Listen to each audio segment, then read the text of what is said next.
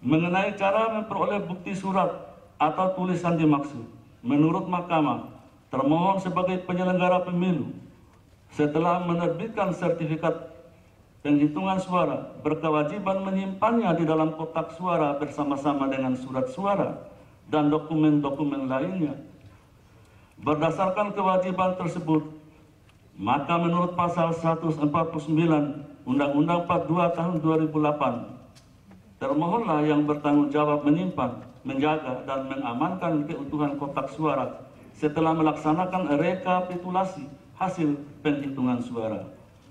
Oleh karena itu, untuk menjamin supaya surat suara berikut dokumen tersebut aman, maka kotak suara tersebut digembok dan disegel. Dalam hal hasil kerja termohon sebagai penyelenggara pemilu digugat, yang untuk merespons gugatan tersebut dan mempertahankannya secara hukum diperlukan bukti, antara lain bukti surat atau tulisan, maka termohon harus mengambilnya dari dalam kotak suara. Untuk kepentingan itulah termohon membuka kotak suara dan mengambil dokumen yang diperlukan untuk proses pembuktian secara hukum di mahkamah. Selanjutnya, mengenai perolehan bukti yang demikian menurut mahkamah, sebagaimana surat termohon dan fakta yang terungkap di persidangan, termohon mengambil surat bukti-bukti surat tulisan dari dalam kotak suara dengan membuka kotak suara tersebut secara umum dilaksanakan dengan mengundang pengawas pemilu, para saksi dari pasangan calon, dan bahkan dengan mengundang pihak kepolisian, serta dibuatkan berita acara. Perolehan bukti yang demikian telah sejalan dengan syarat-syarat yang ditetapkan oleh Mahkamah dalam Ketetapan Nomor 1 PHPU Pres 12/2014 tanggal 8 Agustus 2014. Menurut Mahkamah, pembukaan kotak suara untuk memperoleh bukti-bukti tersebut sekiranya secara formal dianggap melanggar hukum karena tidak didasarkan pada perintah pengadilan, namun oleh karena bukti-bukti yang ada di dalam kotak suara tersebut diperlukan oleh termohon di dalam menghadapi permohonan pemohon dan dilakukan melalui proses yang transparan dan akuntabel dengan mengundang saksi, pasangan calon, pengawas pemilu, dan kepolisian, serta dengan membuat berita acara, sehingga menurut Mahkamah perolehan bukti tersebut dapat dipertanggungjawabkan secara hukum berdasarkan pasal 36 ayat 2 Undang-Undang MK, dan oleh karenanya bukti-bukti tersebut sah menurut hukum sesuai dengan pasal 36 ayat 4 Undang-Undang MK. Berdasarkan pertimbangan Mahkamah di atas, tidak berarti Mahkamah menyatakan bahwa termohon dapat secara bebas membuka kotak suara tanpa alasan dan proses menurut hukum atau norma lain yang berlaku. Meskipun termohon secara hukum yang berkewajiban menyimpan dan memelihara dengan sebaik-baiknya terhadap kotak suara, namun termohon dalam membuka kotak suara tersebut haruslah mengindahkan norma-norma yang berlaku. Sekiranya pembukaan kotak suara oleh termohon tersebut merupakan pelanggaran baik secara administrasi maupun hukum, namun tidak berkaitan dengan perolehan suara, maka forum penyelesaiannya bukanlah kewenangan mahkamah. Demikian pula, apabila pelanggaran tersebut bersifat etik, maka lembaga yang bertugas menangani adalah DKPP, dan apabila dalam pembukaan kotak suara tersebut termohon melakukan perubahan terhadap dokumen dimaksud, maka hal demikian merupakan ranah hukum pidana yang prosesnya menjadi kewenangan institusi lain. Dengan demikian, masalah yang dipertimbangkan oleh Mahkamah adalah cara perolehan bukti dan sah atau tidak sahnya bukti yang berasal dari kotak tersebut sebagaimana telah dipertimbangkan di atas. Dalam eksepsi, menimbang bahwa terhadap permohonan pemohon, termohon dan pihak terkait mengajukan eksepsi yang pada pokoknya sebagai berikut. Eksepsi termohon. 1. Permohonan pemohon tidak memenuhi syarat permohonan sebagaimana diatur dalam pasal 75 Undang-Undang Nomor 24 Tahun 2003 sebagaimana telah diubah dengan Undang-Undang Nomor 8 Tahun 2011 tentang perubahan atas Undang-Undang Nomor 24 Tahun 2003 tentang Mahkamah Konstitusi, Pasal 9 ayat 1 huruf B, Peraturan Mahkamah Konstitusi Nomor 4 Tahun 2014 tentang pedoman beracara dalam perselisihan hasil pemilihan umum presiden dan wakil presiden karena tidak menguraikan dengan jelas kesalahan hasil penghitungan perolehan suara yang diumumkan oleh termohon dan hasil perhitungan yang benar menurut pemohon.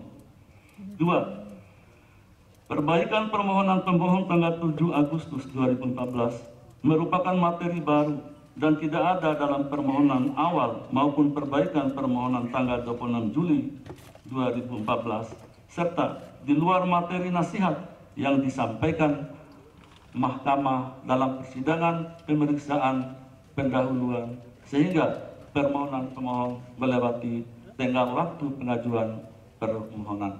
3. Permohonan pemohon tidak jelas atau kabur obskur liber karena pelanggaran yang didalilkan oleh pemohon tersebut sistematis dan masih tidak menyebutkan kapan, di mana, dan bagaimana pelanggaran tersebut terjadi. Eksepsi pihak terkait. Pemohon tidak memiliki kedudukan hukum untuk mengajukan permohonan elitis karena pada tanggal 22 Juli 2014 pada saat berlangsungnya pleno penetapan rekapitulasi hasil penghitungan perolehan suara dan hasil pemilihan umum presiden dan wakil presiden tahun 2014 oleh termohon. Pemohon telah menyatakan menolak pelaksanaan Pilpres dan menarik diri dari proses tahapan pemilu yang sedang berlangsung dalam pemilihan umum presiden dan wakil presiden tahun 2014. Hal tersebut disampaikan oleh pemohon secara terbuka di depan publik dan disiarkan secara langsung oleh media elektronik pada tanggal 22 Juli 2014 dan diterbitkan secara luas oleh media cetak. Oleh karena itu, dengan adanya penolakan pemohon atas pelaksanaan Pilpres dan penarikan diri dari proses tahapan pemilu yang sedang berlangsung, maka secara hukum pemohon tidak lagi memiliki kedudukan hukum untuk mengajukan permohonan perselisihan hasil pemilihan umum presiden dan wakil presiden tahun 2014 kepada Mahkamah. 2. Mahkamah tidak berwenang mengadili perkara akuo karena permohonan bukan mengenai kesalahan hasil penghitungan perolehan suara, melainkan mengenai pelanggaran dalam proses dan pelaksanaan pemilihan umum presiden dan wakil presiden tahun 2014 yang menurut pemohon telah menguntungkan pihak terkait. 3. Perbaikan permohonan menambah dalil baru dan melanggar ketentuan peraturan Mahkamah Konstitusi Nomor 4 Tahun 2014 tentang pedoman beracara dalam perselisihan hasil pemilihan umum presiden dan wakil presiden sehingga permohonan pemohon melewati tenggang waktu pengajuan permohonan. 4. Perbaikan permohonan pemohon tidak cermat dan tidak jelas karena permohonan pemohon tumpang tindih dan tidak memiliki korelasi antara posita dan petitumnya. Permohonan pemohon terhadap sengketa perselisihan hasil pemilihan umum presiden dan wakil presiden tidak memenuhi syarat formal.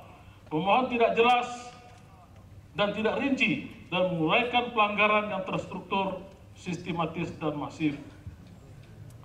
Menimbang bahwa terhadap eksepsi termohon angka 1 dan eksepsi pihak terkait angka 2 mengenai kewenangan Mahkamah mempertimbangkan bahwa pertimbangan Mahkamah dalam putusan Mahkamah Konstitusi nomor 108, 109, PHPU B7 Romawi 2009, tanggal 12 Agustus 2009 antara lain menyatakan: A. Mahkamah memutus perkara berdasarkan Undang-Undang Dasar 1945 sesuai dengan alat bukti dan keyakinan hakim. Dan B.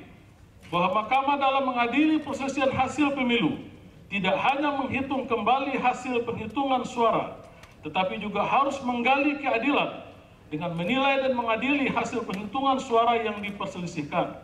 Mahkamah tidak melihat hasil penghitungan suara ansih, namun juga Mahkamah harus melihat pelanggaran-pelanggaran yang menyebabkan terjadinya perbedaan hasil penghitungan suara untuk menegakkan keadilan. Dengan berdasarkan pertimbangan tersebut, maka Mahkamah tidak hanya mengadili perselisihan hasil pemilu, namun juga mengadili pelanggaran pemilu yang berakibat kepada perolehan suara, sehingga menurut Mahkamah, eksepsi termohon angka 1 dan eksepsi pihak terkait angka 2 tidak beralasan menurut hukum. Menimbang bahwa terhadap eksepsi termohon angka 2 dan eksepsi pihak terkait angka 3 mengenai perbaikan permohonan.